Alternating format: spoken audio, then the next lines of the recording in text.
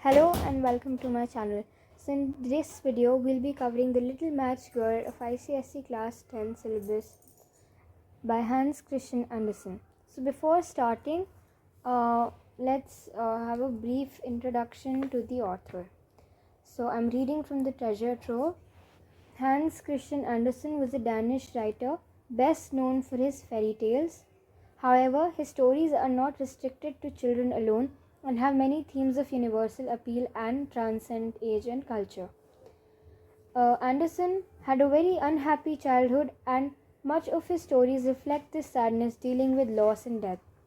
The Little Match Girl is one such. Set around Christmas, the story tells of a little girl who, unable to sell her matchsticks, dies of cold and hunger on the street even as people are celebrating the birth of Christ child inside their warm, cozy homes.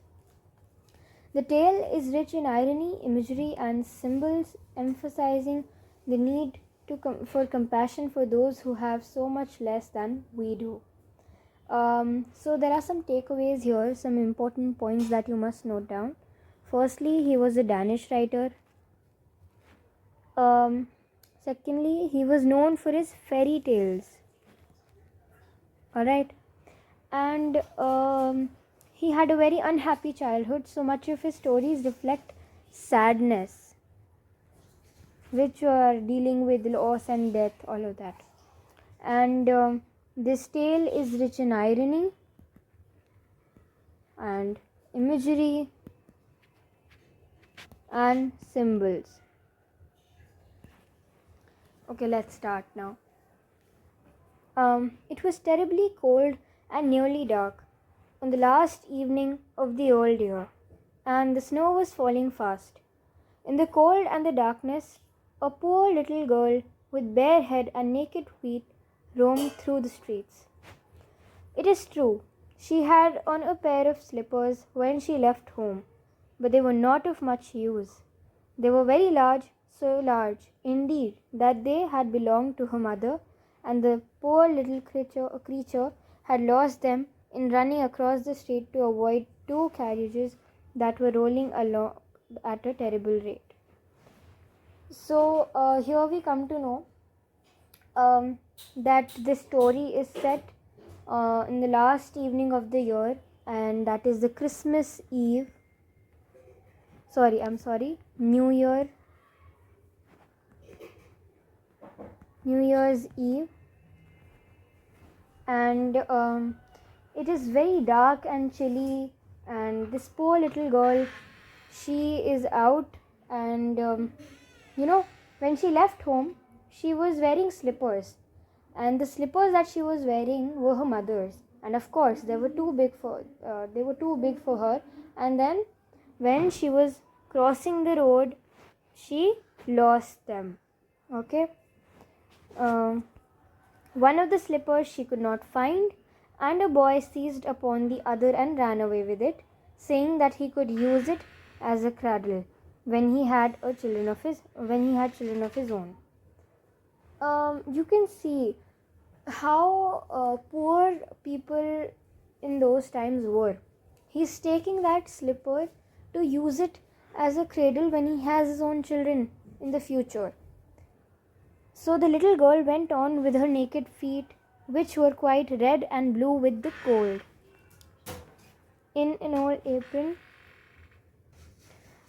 apron, she carried a number of matches and had a bundle of them in her hands. No one had bought anything of her whole day, nor had anyone given her even a penny. Shivering with cold and hunger, she crept along. Poor little child, she looked the picture of misery. The snowflakes fell on her long, fair hair, which hung in the curls on her shoulders, but she regarded them not. Lights were shining from every window, and there was a savory smell of roast goose, for it was New Year's Eve. Yes, she remembered that. So you can see they have mentioned it here as well, that this day is the New Year's Eve. And she is out to sell matches. She is wearing an old apron, and there are a number of matches that she's carrying, and she has a bundle of them in her hands as well. And it's the whole day, since the whole day nobody has bought anything, or even even if they haven't bought anything, they haven't even given her a penny. So she's very hungry and shivering in the cold, and she's barefoot and bareheaded. So this is clearly a picture of misery. And the snowflakes, it's snowing outside, you can see, and there snowflakes that fell on her long fair hair. It hung in the curls on her shoulders, but she regarded them not. And light was shining from every window, because it was New Year's Eve, so everyone had decorated their houses, so she could see through the windows, and there were lights all around, and she could smell roast goose. In a corner between two houses, one of which projected beyond the other, she sank down and huddled herself together. She had drawn her little feet under her, but she could not keep off the cold, and she dared not go home, for she had sold no matches and could not take home even a penny of money. Her father would certainly beat her. Besides, it was almost as cold at home as here, for they had only the roof to cover them, through which the wind howled, although the largest holes had been stopped up with straws and rags. So now she is not going home, and she's sitting in a corner between two houses, and she's not going home for a reason, because she knows if she'll go home, it's as cold at home as it's here outside, because they only have a roof to cover them. There are no proper walls. And secondly, because her father would beat her, because the whole day she could not sell anything, or she cannot even take home a penny that she got. So she has nothing, and she knows that she will certainly get a beating from her father. So here we know that she was because she's afraid of going home because of the fear of being beaten by her father. Okay, so her little hands were almost frozen with the cold. Perhaps a burning match might be some good, if she could draw it from the bundle and strike it against the wall just to warm her fingers. She drew one out. Scratch! How it sputtered as it burned.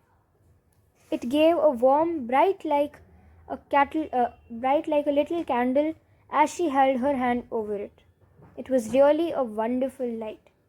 It seemed to the little girl that she was sitting by a large iron stove with polished brass feet and a brass ornament.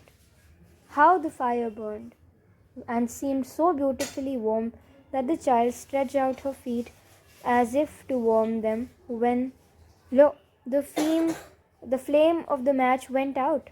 The stove vanished, and she only had the remains of the half-burnt match in her hand. So here, because it's really cold, so she just draws out one matchstick and she strikes it against the wall just to warm her fingers a little. And just as she lights it up, this is her first vision that she sees. This is vision number 1. It seemed to her that she was sitting by a large iron stove with polished brass feet and a brass ornament. And she was just feeling really cold, and this vision as well, was just so, this vision itself felt so warm. And just as she was stretching her feet out, and when she just wanted to warm her feet, she tried to warm her feet, the flame went out. So this was her first vision, that she is sitting by a large iron stove with polished brass feet and a brass ornament. So match went out, and then she only had the remains of the half burnt match in her hand. She rubbed another match on the wall.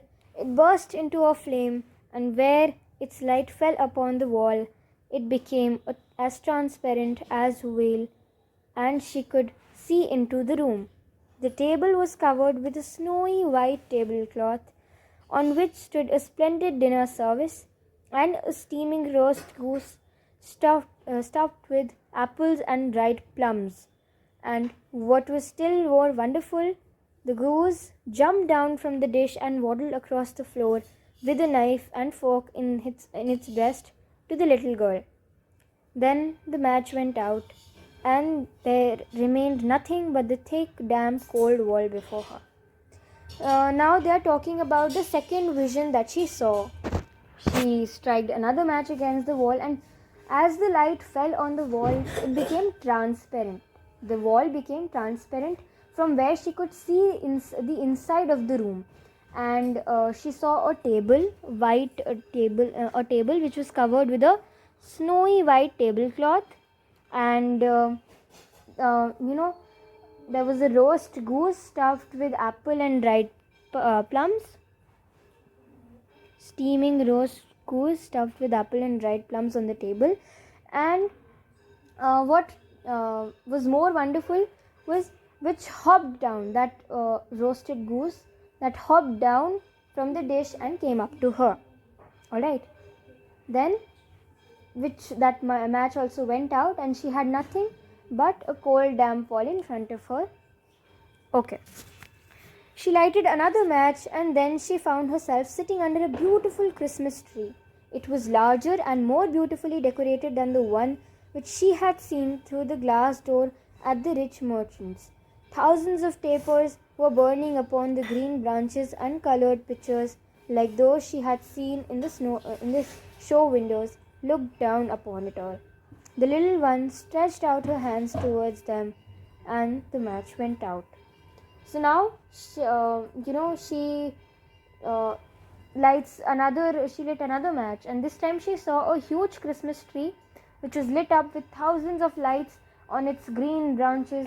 But the moment she stretched her hands towards them, the match went out, and she felt as if the lights of the Christmas tree were going higher and higher, forming the stars. We can read, you can see over here, like the Christmas lights rose higher and higher till they looked to her like the stars in the sky. Alright. Then she saw a star fall, leaving behind a bright streak of fire.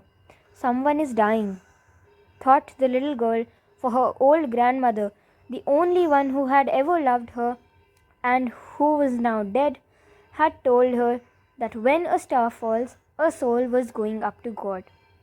She again rubbed a match on the wall, and the light shone around her. In the brightness stood her old grandmother, clear and shining, yet mild and loving in her appearance. "Grandmother," cried the little one, "oh, take me with you. I know you will go away when match burns out. You will vanish like the warm stove, roast goose, and the large, glorious Christmas tree." And then what happens? And she made haste to light the whole bundle of matches, for she wished to keep her grandmother there. And the matches glowed with a light that was brighter than the noonday, and her grandmother had never appeared so large or so beautiful. So what happened now was, this little girl, she lit another match, and she saw saw a star fall, and she thought that someone might have died, because her grandmother had told her that when a star falls, a soul ascends to God. And this line is ironic, and you will come to know why when we read ahead. When she drew another match in the light, she saw her loving grandmother, and this grandmother, she was the only one who had ever loved her, and but now she is dead. And this time she thought that if the match were to run out, her grandmother would disappear, just like the Christmas tree before. And this is an important line, and you have to note this down, because in question papers and model papers as well, there have been questions like this, that what did she compare this disappearing of her grandmother to, like the glorious Christmas tree. Alright, so she stuck the whole bundle of matches on the wall, and there appeared a brilliant light. She pleaded with her grandmother to take her to heaven. Okay, take me with you, meaning take me with you to heaven. Now, and she made haste to light the whole bundle of matches, for she wished to keep her grandmother there. And the matches glowed with a light that was brighter than the noonday, and her grandmother had never appeared so large or so beautiful. She took the little girl in her arms, and they both flew upwards in brightness and joy far above the earth, where there was neither cold nor hunger nor pain, for they were with God. In the dawn of morning, there lay the poor little one, with pale cheeks and smiling mouth, leaning against the wall. She had been frozen to death on the last evening of the year, and the New Year's sun rose and shone upon a little corpse. The little child, still sat in the stiffness of death, holding the matches in her hand, one bundle of which was burned. She tried to warm herself, said some. No one imagined what beautiful things she had seen, nor into what glory she had entered with her grandmother on New Year's Day. So this next morning, when people saw this little girl's dead body, which was found, with the burnt out matches clutched between her fingers, they all said, she might have tried to warm herself, but no one imagined what, beautiful visions she had seen before dying.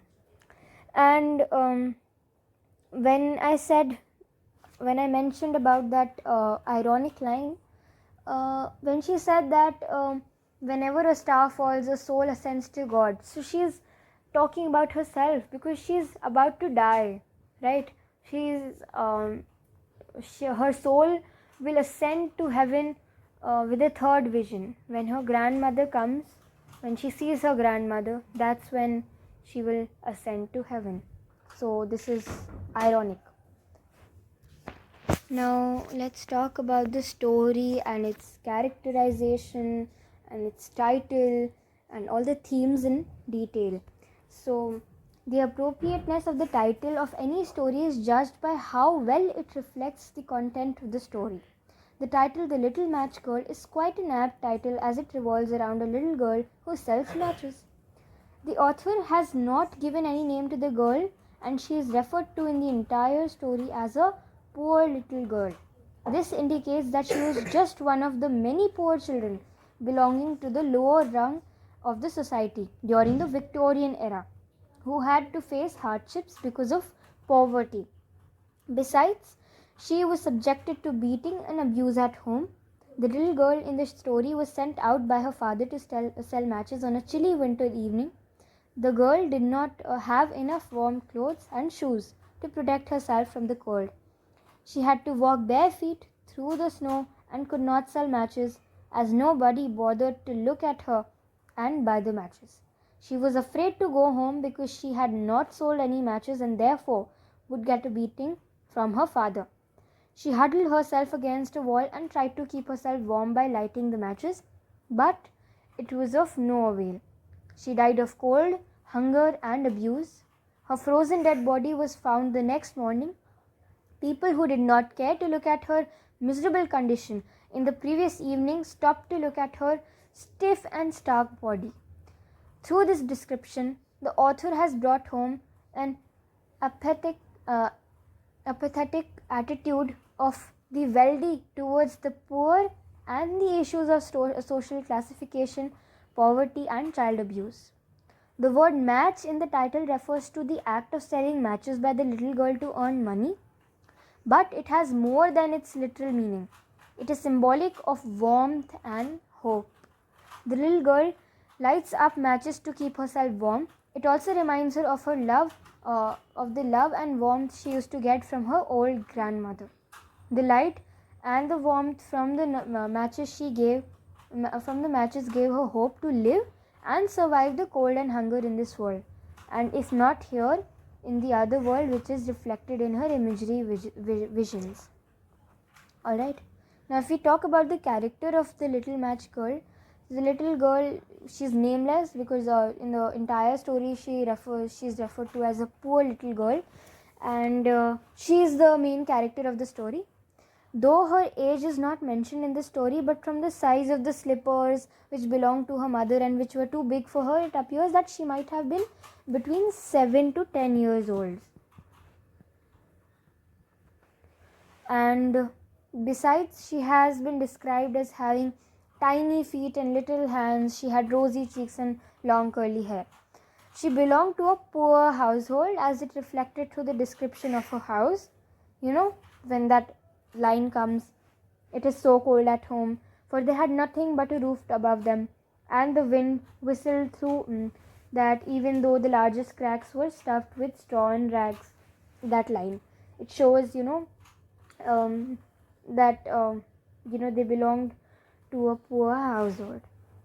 On a chilly winter evening, she did not have enough warm clothes to protect herself from the cold. She had to walk bare feet through the snow. She did not have shoes and was therefore forced to wear her mother's slippers, which were too big for her. One of the slippers was taken away by an street urchin, whereas the other one, she, perhaps lost in the snow. She was sent out on the last evening of the year by her father to sell matches, and since begging was illegal during the Victorian era, you have to remember this.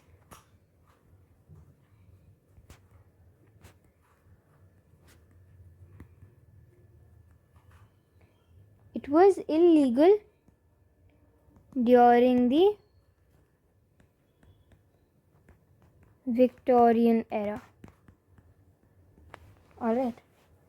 So she could not beg, so she had to sell those matches on the street, and it was as a front for begging only.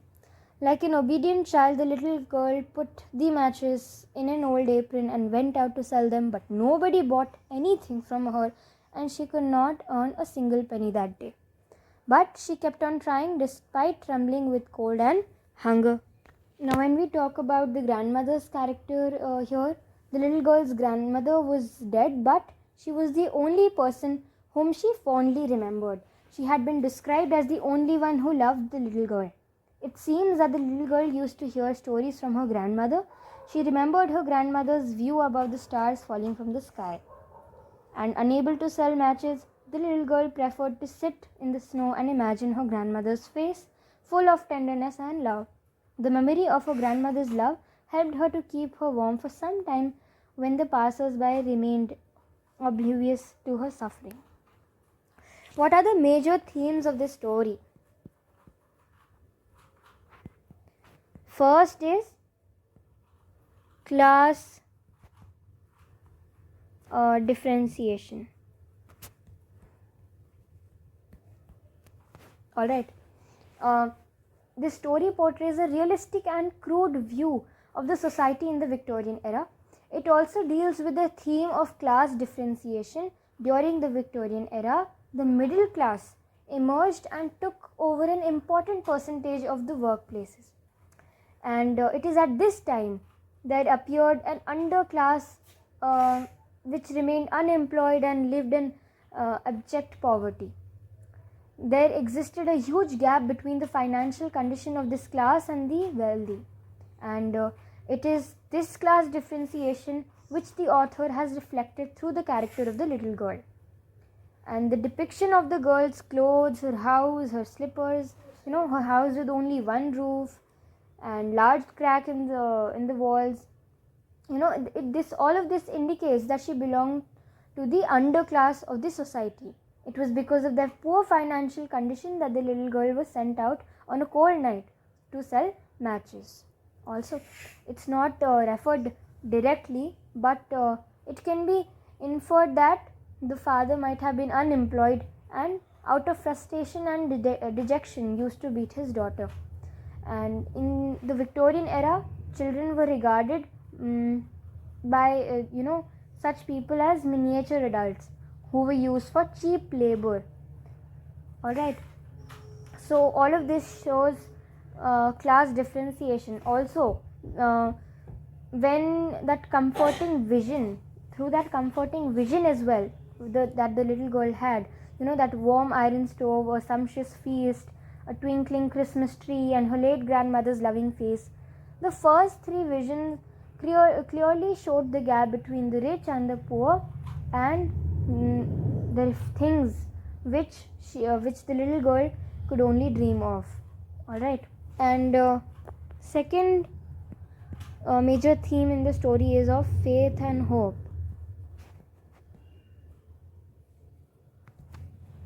Hope is an expectation of positive outcome related to some circumstances in one's life. Faith is a trust in God that we shall receive the things which we wish for. And in this story, the girl had the hope that she would pull through the difficulties, and therefore she continued to keep herself warm by lighting the matches. She had faith in God that He would help her. And when she lit a match and she saw her grandmother, she did not want to lose her, and therefore she lit the whole bundle of matches. She pleaded with her grandmother to take her to heaven with her, where there would be neither cold nor hunger nor any abuse. A poor small girl suffering from cold, hunger, and apathy of the people around her was capable of imagining certain things which she must have longed for and which made her feel better, including an iron stove, a huge Christmas tree, and a table laden with delicious food.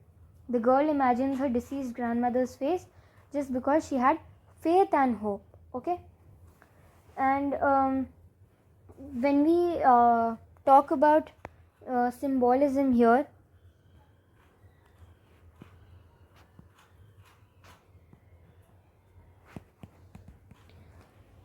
symbols, they are essentially the words which communicate more than their literal meaning, and the author has used simple language apt for a fairy tale, yet there are some words which convey much deeper meaning.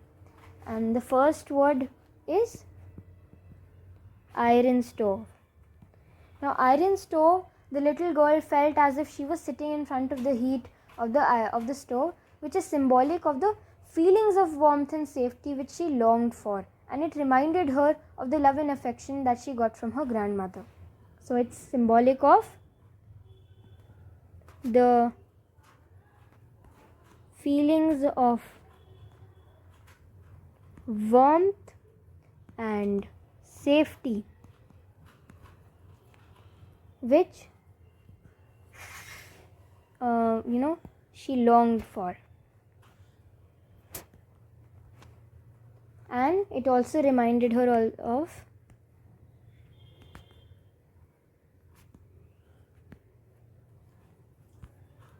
the love and affection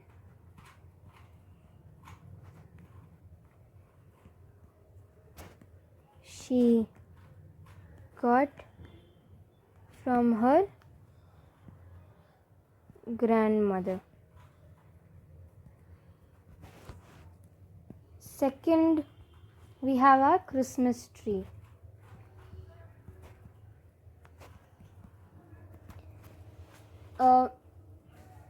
Christmas tree which the little girl saw in her vision was huge, brightly lit, and beautifully decorated, the sort of which she could be found, which could be found in a wealthy home. The evergreen Christmas tree is a sign of undying life, rebirth, and stamina needed to endure the winter months. And the little girl in the story tried to survive the extremely cold winter night by lighting the matches. So what is this a sign of? It is a sign of undying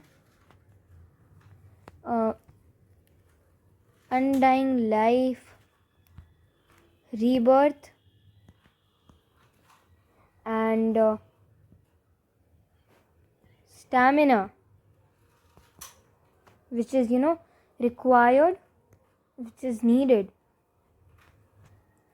to endure the winter months.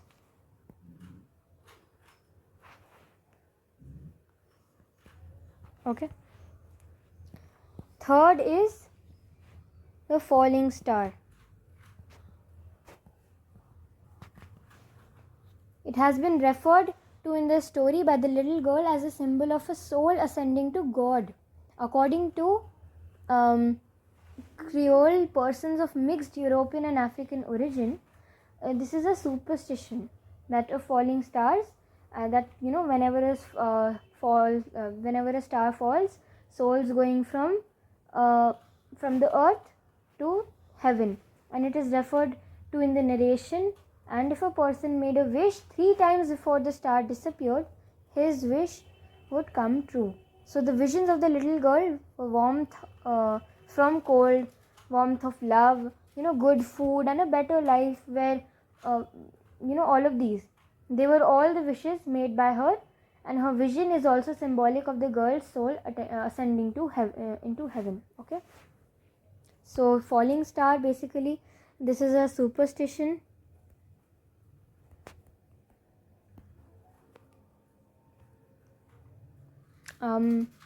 Basically it is according to these people of mixed European and African origin.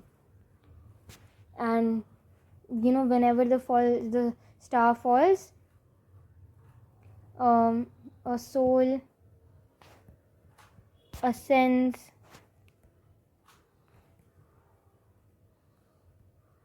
to heaven. And this is something, and there's also a superstition that you might have heard of, that if a person makes a wish 3 times before the star disappeared, then that wish would come true. So what are the wishes that she probably made over here? Firstly, warmth from cold, or rather warmth of love.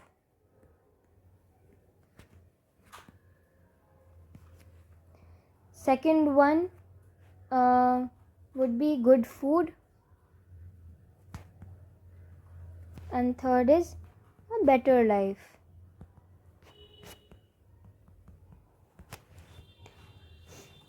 Fourth, matches.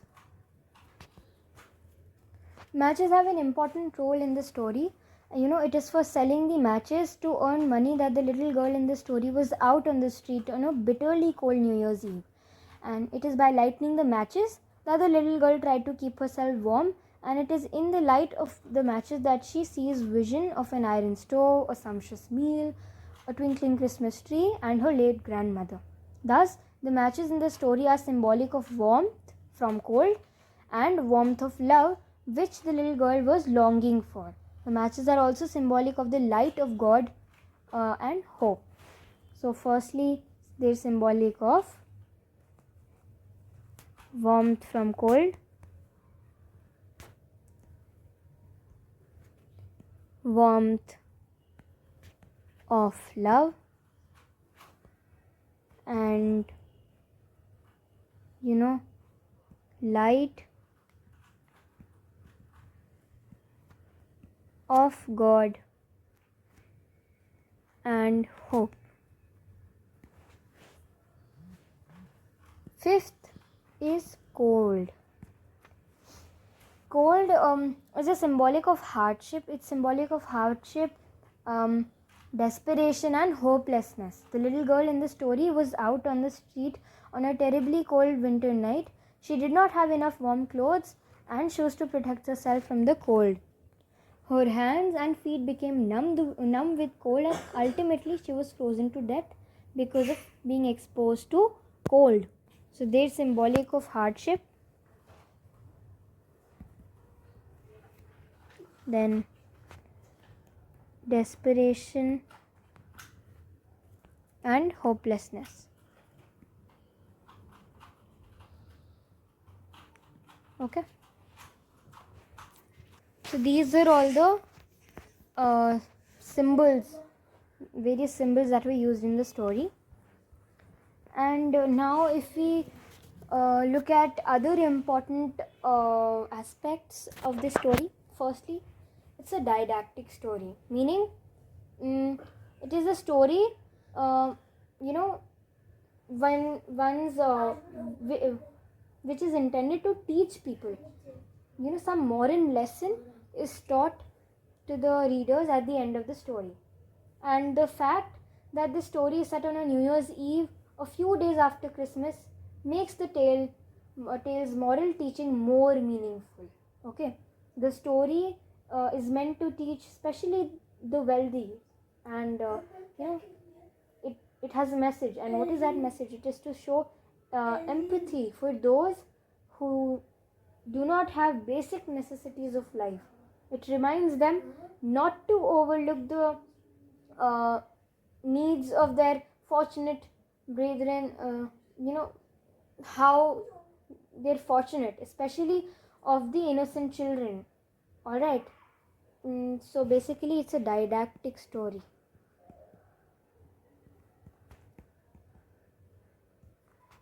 And it literally means the one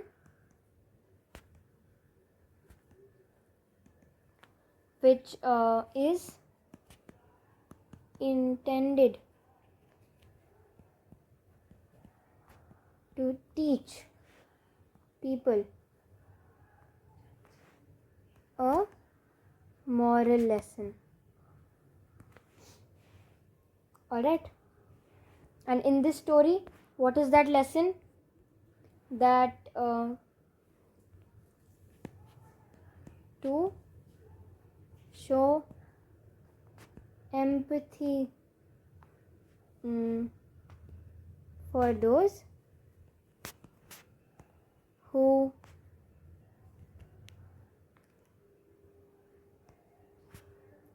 do not have the basic necessities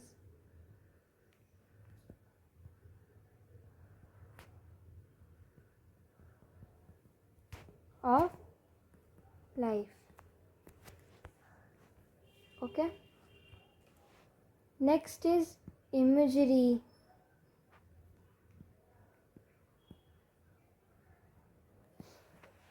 Imagery, the author has used it a number of times, number of images which reflect the pain and suffering of the little girl and make the readers feel pity for her.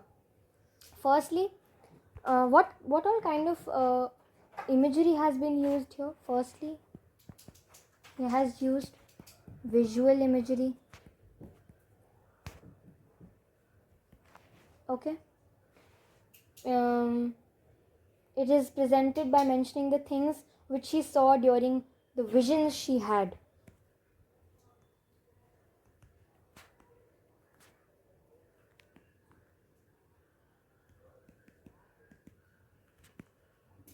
Okay, like lights were shining in every window. She could see right into the room where a shining white cloth was spread on the table. It was covered with beautiful china, and in the center of it stood a roast goose stuffed with prunes and apples steaming deliciously. 1,000 candles lit up the green branches and gaily colored balls, such like those the shop windows looked down upon her. In the glow stood her old grandmother, oh, so bright and shining, and looking so gentle, kind, and loving. All of these are examples of the visual imagery used in the story. Second, we have our olfactory. Olfactory imagery,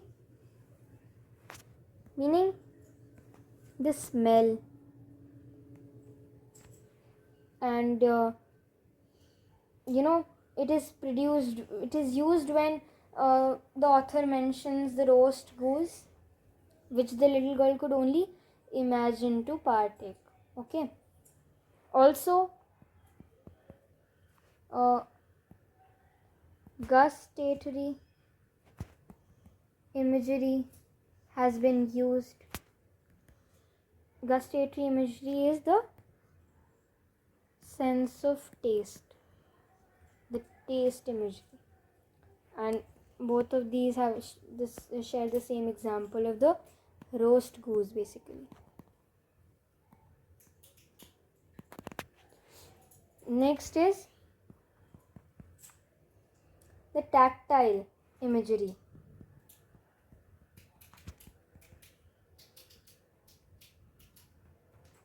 It is the sense of touch.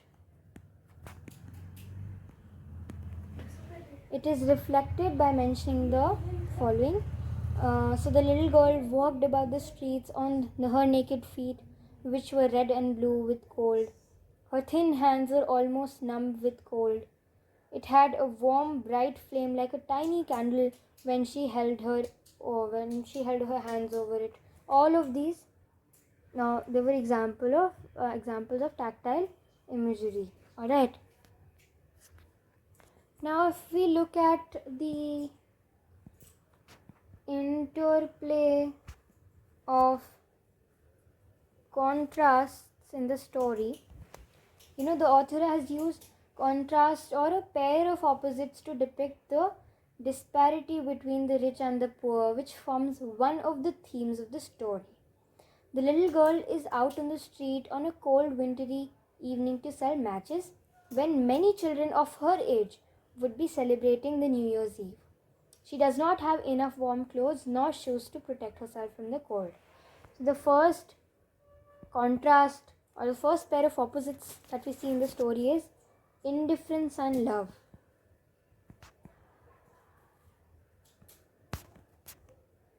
Okay. The little girl's father has no concern for her well-being. Besides, she prefers sitting in the snow rather than going home for the fear of being beaten up by her father for not having earned any money. The only feeling of love that she remembers is from her deceased grandmother.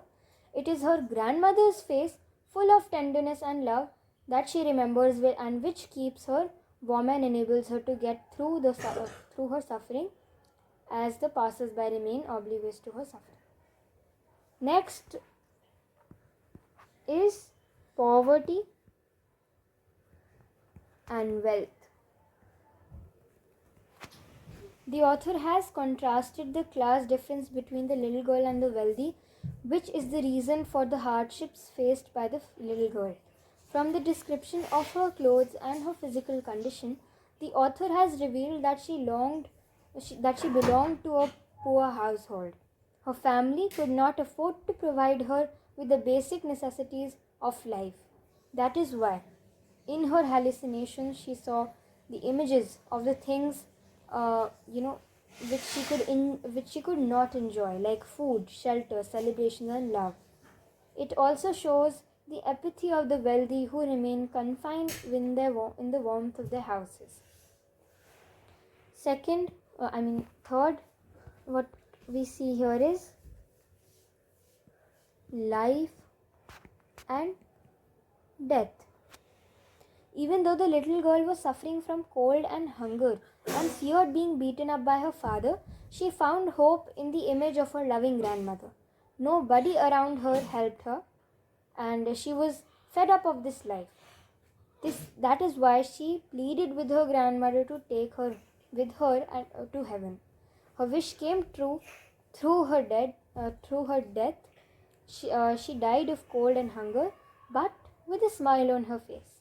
It reflects that the little girl struggled throughout her existence and got relief from the pain through divine redemption. Okay. So this is everything that we had to cover under the story. Just everything important in one shot, and I will also mention important notes or important things that you should know, word meanings and all of that in the in my comment section. I'll pin it up so you can have a look, and thank you so much for watching this video.